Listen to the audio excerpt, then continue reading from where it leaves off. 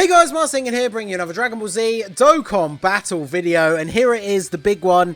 Everyone's been waiting for this, I'm sure, the most hype EZA. I think that's what I called the stream earlier, but yeah, so in Angel Golden Frieza is finally here on Global, or his EZA is finally here on Global, I should say. So we've got him fully EZA'd, SA15.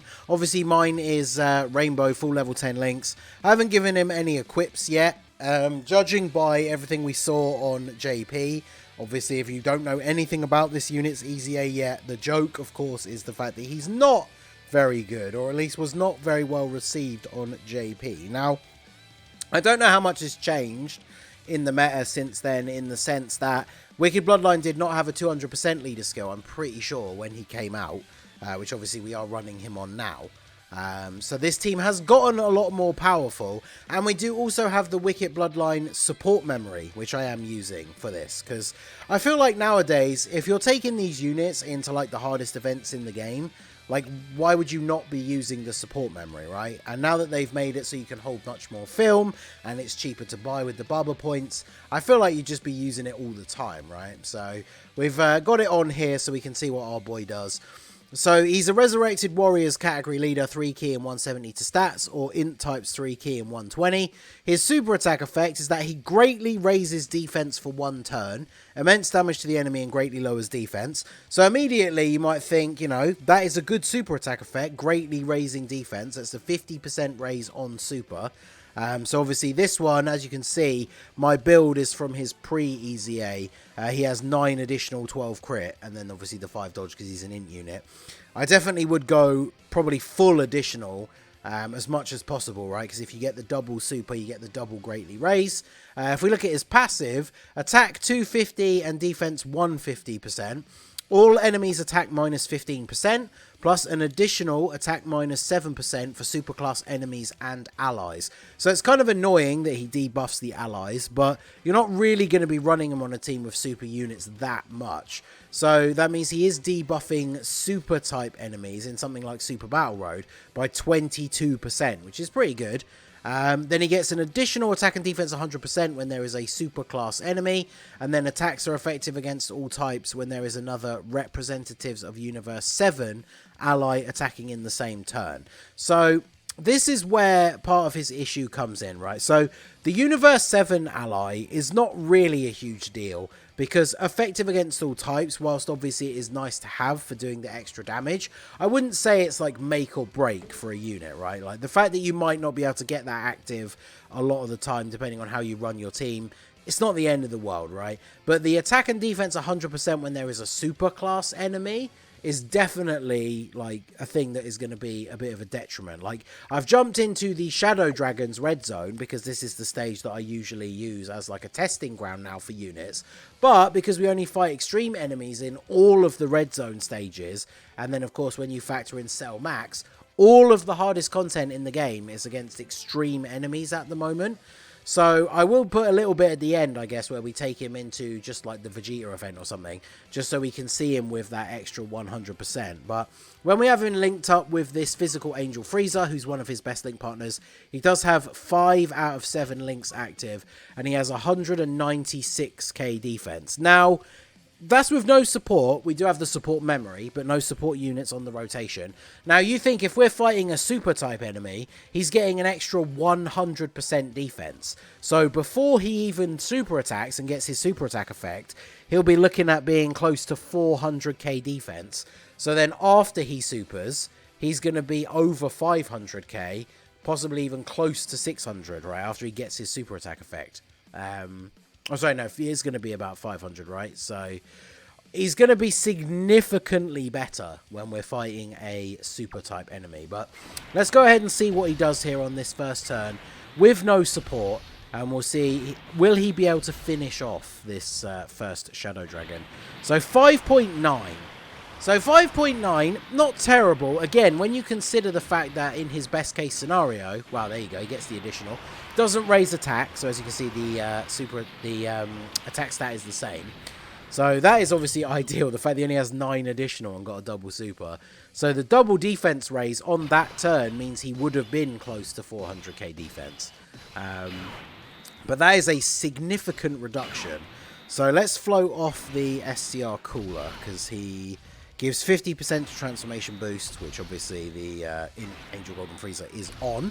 Now, the thing about Angel Golden Frieza, because he's on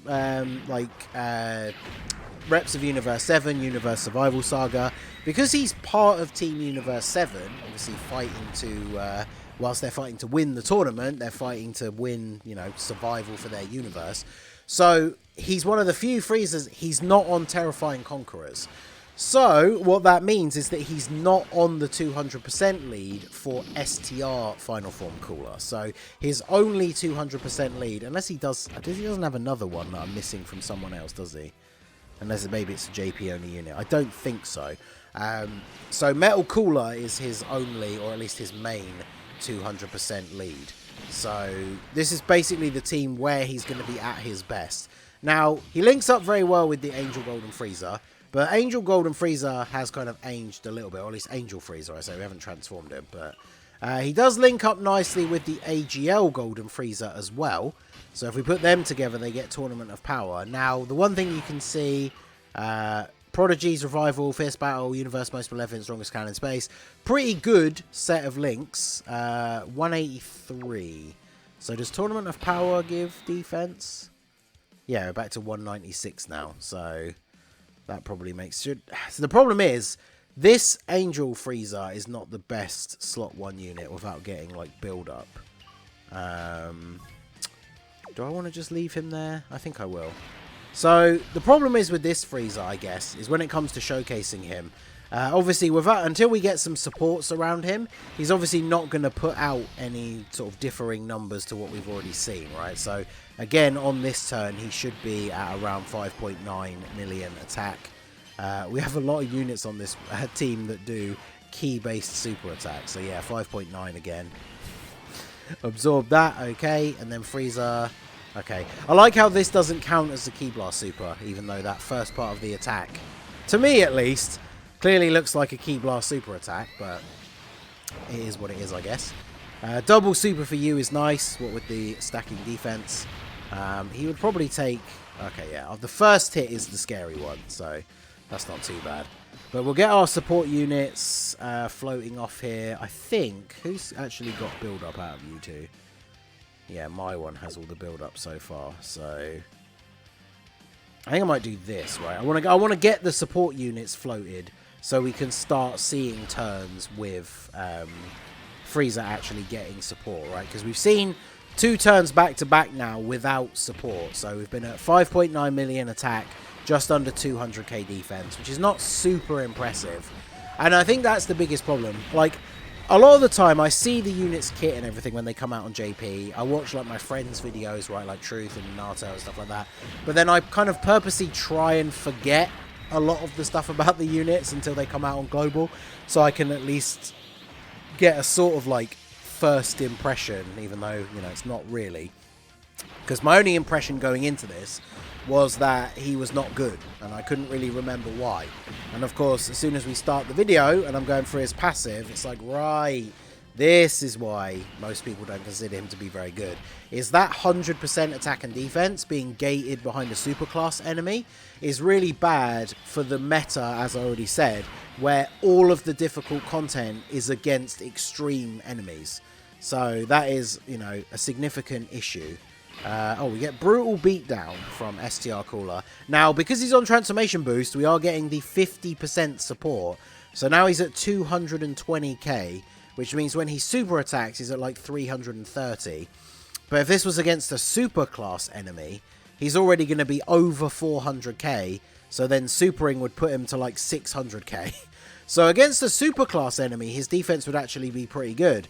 And then if you think about something like Extreme Super Battle Road or something like that, where you can actually lower the enemy's attack, the fact that he's then also passively lowering superclass enemies' attack by 22%, whilst at the same time rocking like around 600k defense after supering, that is actually really good. It's just unfortunately all the current difficult content, you can't lower attack and you are fighting extreme type enemies. So 7 million attack stat. Bear in mind, with an extra 100% attack, obviously it's not going to be double that because it factors in a whole bunch of things. But I wonder if he could get to... Would he get to 10 mil? I think we'll definitely have to see. So many units on this team have Ki Blast super attacks. I feel like we're just going to be fighting this guy forever. Surely this isn't a Ki Blast super attack, right? Can this just kill him? No, okay. Well, actually, LR Metal Cooler doesn't have a Ki Blast super attack anyway, does he? So let's... in fact, let's let you start getting some build-up now. And then... This will finally finish off. Finally finish off the physical Shadow Dragon. The second Shadow Dragon on turn 7. Didn't really think about that when I put the team together, you know. I just put the... got the double Metal Cooler leads, got some link partners, got some support units, and off we go. So, we finally take him out. I guess we'll see this last turn with him with the extra support. So even though he's not on Terrifying Conquerors, he is still on Sworn Enemies, which means we can run this Frieza to give him the 40% extra buff. He does get Brutal Beatdown off of him as well. So it's another pretty good turn for him. Like, I think the problem is, against an extreme enemy without that 100%, he's not, like, terrible. It's just the fact that he's just not good enough, right? Like, 7 million attack stat, pretty good. Although he gets no extra effect, like he has no sort of additional, no crit. Just a straight up single 7 million attack stat. But it's pretty good. And then his defense after supering, again on this turn, is going to be like, what, 300k? Something like that? I don't know, wait, was I saying 400 before? Because if he's over 200k, he gets a 50% buff. I think I probably did say 400, which would be wrong, right? It's only if he's against a super class enemy, he's going to be at like 400k. So after supering here on this turn, he's going to be at around 300k, which when you just have raw stats and no damage reduction, no guard, no dodge, apart from obviously like the level 5 dodge from his hidden potential, 300k defense is just not enough for like the hardest content. But yeah, let's go ahead and jump over to an event with a super class enemy. Okay, so here we are in the legendary Vegeta event. So we have this rotation again. We have every link except Tournament of Power active. We have the 40% support from the third form Frieza. And our defense is, yeah, 286k against a super type enemy. So after supering, his defense is going to be what? Like... He's getting 140-ish, right? So 420, something like that. So just under 450, which, again, see, the problem is, if we say, like, you know, with the next celebration or whatever, we get a super types red zone. I know people have thrown around the name, like, the blue zone or whatever it's going to be, right? I imagine it's probably just going to still be called the red zone, and they're just going to bring out, like they did with the Wicked Bloodline, they'll bring out, like, you know, a Super Saiyans one or something, who knows. The problem is, even if we get that kind of content, where we've got new endgame content that is against super type enemies, like 420k defense is not enough to be tanking like super attacks from these bosses. And even if he's got type disadvantage, it's not enough defense to tank like normal attacks for double digits anyway. Which, you know, is not the end of the world. I've said this before about a lot of units. If a unit is meant to be an offensive based unit, then they're not supposed to tank super attacks from the hardest bosses in the game. Not every single unit is supposed to be able to do everything. That's why we have units like Golden Frieza, who will tank everything, including like Cell Max super attacks, but he doesn't do a lot of damage, right? That's the whole point of having different roles for different units. But the problem with Golden Frieza, I mean, we got an 8.6 million attack stat on that turn, which is pretty good. When we get the rotation with STR Final Form Cooler, I think we're probably not going to get to 10 million. We might be able to get to 9, I'm not sure. And again, this is with the Wicked Bloodline support memory active again, because I didn't see the point of, if we're going to jump back in and see what his defense looks like with the extra 100% buff, it seems kind of silly to take off the support memory. But now with Cooler, we have, yeah, 293. So we're still not quite at 300k. But close enough, right? So he's going to be very, very close to 450k defense when he supers. Which again, like I say, if we're fighting a super type red zone boss, if they eventually exist, that's going to be enough damage, enough defense to tank normal attacks from most of the bosses, right? But, you know, even if Broly, for example, Red Zone Broly, if he just happened to be a super type, I mean, this Frieza's still not going to live a super attack from him. So, again, you know, rolls. But when it comes to Easy A's and some of the characters that we've seen recently, like, let's take Super Saiyan 3 Bardock as an example, because a lot of people were underrating him when his details first came out on JP. Now, obviously, he's just come out, so he's, you know, significantly newer, months and months newer than this Golden Frieza. So I'm not trying to do a direct one-to-one comparison. But Bardock is a unit who's not the best defensively, because his role is to be a damage dealer, and he provides that 50% attack support, like, unconditionally, which is really, really good. But he does, on his best turn, you know, with support, because we've seen Frieza here with a 50% support unit. On that kind of turn, Bardock is doing like 9 to 10 plus million attack stat. And on the rotations that you're going to want to run him on with a Power Beyond Super Saiyan partner, he's getting a guaranteed additional super. So when a unit's role is not to tank, but to do damage, that's the kind of thing we want to see, right? Them putting out actual tons of damage. Whereas this Frieza, his defense is not really all that great, and then his damage output is not exactly all that great. Now, if you have the Reps of Universe 7 ally on the rotation, which pretty much, if you're running him, I mean, if you're running him on the 200% team for Wicked Bloodline, it has to be the physical Angel Frieza. So, he does get the effective against all types if physical Angel Frieza is with him.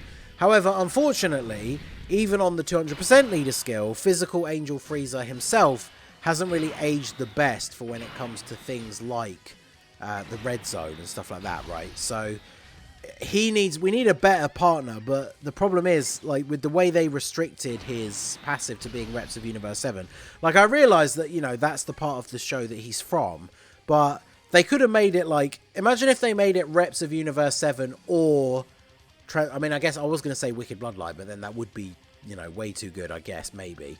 But just make it like Transformation Boost or Reps of Universe 7, or, you know, so that he actually gets it on, like, all of his teams. Because as I said at the beginning, it's not a huge deal. We're only missing out on effective against all types, which can be minimal amounts of extra damage depending on the event. But, you know, it could be the difference between finishing off an enemy and then not finishing off an enemy and potentially getting killed. So it is annoying that it's gated behind him either being run on the Reps of Universe 17, where he doesn't link very well with anybody else apart from Angel Frieza, and is a detriment to his super allies because he's debuffing their attack, or you just have to run him with Angel Frieza, who is a little bit outdated now, which is a little bit annoying. So all in all, not super impressed with this Angel Golden Frieza. I mean, his attack stats are decent, his defense is okay, but like I say, I think his biggest issue is none of the hardest content at the moment is against super type enemies. And when we eventually do get a red zone or something like that that is with a super type enemy, then chances are the power creep to that new level of event, like those enemies you would assume, if we get a new super types red zone, and let's say the final most difficult boss is like Super Saiyan 3 Goku, he's going to be hitting harder than like Broly. Like, think about Metal Cooler Core compared to Broly. Then we have a Goku as the new super type red zone boss. He's going to potentially hit harder than the Metal Cooler Core. So this guy, even with his 100% buff from fighting a super type enemy, like, that's just not going to be enough. And he doesn't do enough damage to warrant being on the team. Like, as I say, I'm perfectly fine with units that are not good defensively as long as they're putting out tons of damage. But unfortunately, this guy just doesn't really do either. So let me know what you guys think down below. We'll take him into some other events to try him out. I do want to see how much damage he'll take from Cell Max on the 200% team, because he does at least have type advantage. But I can't imagine he's going to be tanking him very well. He definitely isn't going to be tanking supers, but we'll go ahead and check that out in later videos. So make sure you stay tuned. Let me know what you think of him down below in the comment section. I saw a lot of people in the team building guide basically just saying that the Easy A was a nice free 30 stones for heroes, and then they're probably never going to use him. But let me know your thoughts in the comment section. So that is going to be it for the video, guys. This has been The Masked Ningen. Smash that like button, subscribe to the channel if you are new. Check out the links down below for the Discord and the merch store, and I will see you all again soon. Have a good one.